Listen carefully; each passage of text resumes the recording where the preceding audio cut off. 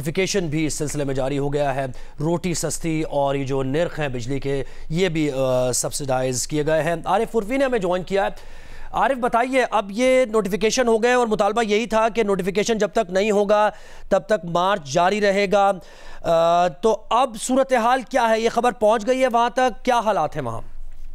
یہ خبر پہنچ گئی ہے جی، نہ صرف پہنچی ہے بلکہ عوامی ایکشن کمیٹی کے جو رہنما ہیں وہ تمام لوگ مظفر آباد پہنچ رہے ہیں اور یہاں پہ جو مرکزی بینک روڈ ہے اس کے اوپر ایک بڑا جلسہ کریں گے، جہاں پہ وہ نوٹیفیکیشن جو ہے وہ عوام کو دکھائیں گے اور عوام کو مطمئن کر کے ان کو اس کال کو جو ہے وہ آف کریں گے.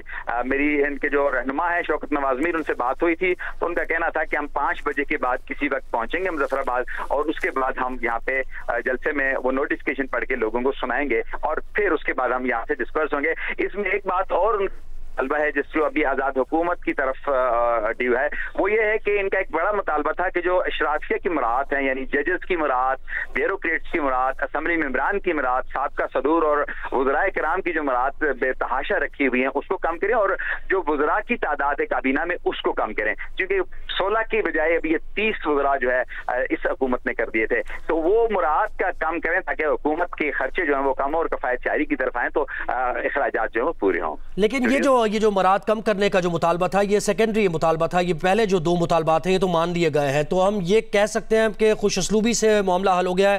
مظفر آباد میں ایک جلسہ ہوگا، نوٹیفیکیشن دکھایا جائے گا اور ڈسپرس ہو جائیں گے لوگ. جی بالکل ایسا ہی ہے، بہت خوش اسلوبی سے ہوا، کوئی بڑی خون ریزی نہیں ہوئی.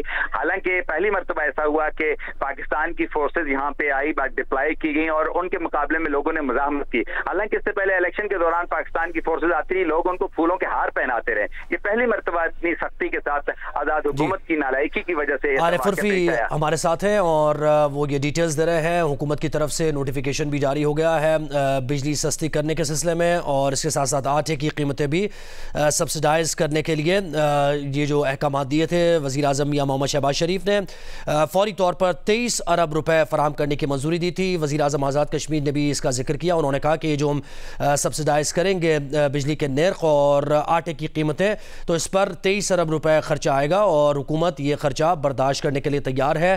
معاملات کو وہ حل کرنا چاہتے ہیں. یہی مطالبہ سامنے آ رہا تھا عوامی ایکشن کمیٹی کا کہ جب تک ہمارے یہ مطالبات بنیادی 2 مطالبات ان کا حل نہیں ہوتا، اس سلسلے میں ایک نوٹیفیکیشن جاری نہیں ہوتا، ہمارے ہاتھ میں نوٹیفیکیشن وہ نہیں آتا، تب تک ہمارا احتجاج جاری رہے گا، ہماری مارچ مظفر آباد کی جانب جاری رہے گی. لیکن اب کیونکہ یہ خبر آئی ہے کہ اس سلسلے میں نوٹیفیکیشن بھی ہو گیا ہے تو عارف عرفی یہ ڈیٹیلز دے رہے تھے کہ مظفر آباد پہنچ کر ایک جلسہ منعقد کیا جائے گا، اس میں نوٹیفیکیشن دکھایا جائے گا اور پھر یہ جو احتجاج ہے اس کو ختم بھی کیا جائے گا.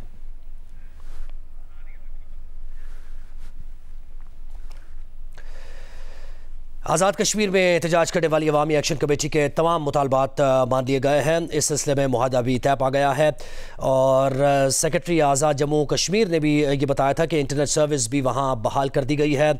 کشمیری عوام کے مسائل کے حل کے لیے وزیر اعظم میاں محمد شہباز شریف نے فوری طور پر 23 ارب روپے فراہم کرنے کی منظوری دی تھی اور نوٹیفیکیشن بھی اب جاری ہو گیا ہے کہ یہ بجلی کے نرخ کو مزید کم کیا جائے گا، سبسیڈائز کیا جائے گا، اس کے ساتھ ساتھ آٹے کی قیمتوں کو بھی کم کیا جائے گا.